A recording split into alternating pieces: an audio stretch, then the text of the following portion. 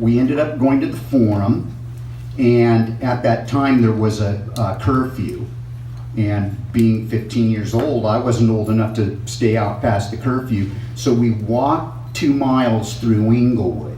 And luckily at the time, well, first off, we saw Steppenwolf perform Monster, which was pretty amazing. And Three Dog Night, they were good. They had a couple of hits on the radio. And the Grassroots, who also had a couple of hits on the radio. It was all good. I mean, we're young kids. We're just excited to see what was going on and check it out. Being in the Forum, never been in the Forum before. So that was I guess the start of my downhill slide. Yes, it's been 0 for conduct since Steppenwolf performing Monster at the Forum.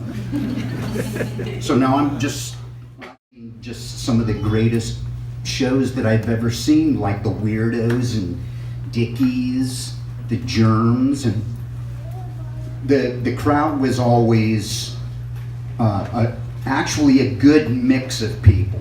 And the scene, the early LA punk scene was very cliquish. It was like, well, it belongs to us, and we know each other, and well, you're from the Valley, and you don't really look like you belong here, and you know, our thing was black. When I say our thing, at that time, I was a member of Black Flag, and we all looked like roadies for Peter Frampton, and, you know, and I kept saying the Grateful Dead like we just got stoned and fell out of the Volkswagen van in the parking lot at the Hollywood Bowl. So we didn't fit in, but eventually we had a night where we were welcomed wholeheartedly, and that is, we were up here on Mountain over past La Brea at a after hours party, somebody's space. They're playing different music, you know, local bands, all sorts of stuff. And there was a break in the music, and one of the guys from Black Flag had a copy of the Nervous Breakdown EP, and we put it on the turntable and played it, and the people just kind of stepped back like, what is this? And then once the music was done, they looked at us and said, you guys didn't make that. And this was a very pivotal and important turning point for us, because the people in the room were people like Fast Freddy, Don Waller, Chris Desjardins,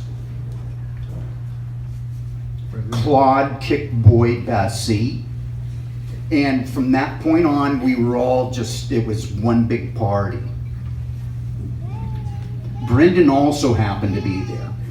I had a not a run-in, but like a friendly thing happened with him up in San Francisco. He had traveled up there to play with Geza X and the Mommy Men, and Black Flag was playing with them. This was at the Mabuhay Gardens, and we got there early, and they did their sound check, and he was really bummed out because he had his fill of them on the ride up from Hollywood and wanted to get away from them.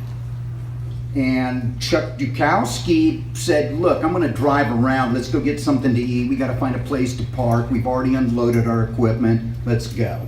Brendon said, can I come along with you? And Brendon and I are sitting in the back of the van, and at one point Brendon looks at me and he said, you guys are my favorite band. You guys are my favorite punk rock band. You're the best band in Los Angeles.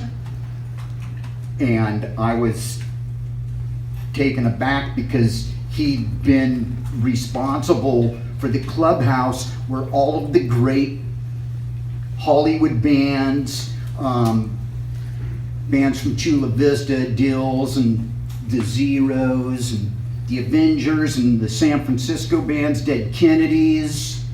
He'd been responsible for them having a place to come to when they came to Los Angeles. And for him to sit there and tell me that, I'm just like, I don't know how to take it. I'm just, normally when somebody pays you a compliment, you're like, well, thank you. Thank you, that's very nice of you.